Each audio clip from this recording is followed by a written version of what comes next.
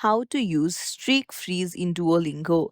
Hey everyone, welcome back to the channel. If you are new here, don't forget to hit the subscribe button and turn on the notification bell to not miss any updates. So, a streak freeze protects your Duolingo streak even if you miss a day of practice. So, uh, let me tell you that you do not have to turn it on manually. If you have a streak freeze, then Duolingo uses the freeze automatically. Now, to view if you have streak freeze or not, open up a Duolingo app and then you need to go to the treasure like icon at the bottom.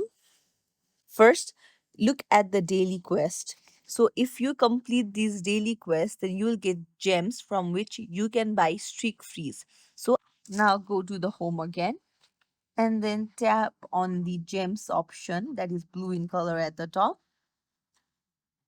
So you can see my item streak freeze. So you can see how much it costs to refill. So you can tap on refill and then you can even buy it if you don't want to complete the missions. So this is how you buy streak freeze, and once you have it, Duolingo will use it automatically for you if you have missed any practice. So if you found this tutorial helpful, don't forget to like the video and subscribe to our channel for more tips and tricks. Thank you for watching.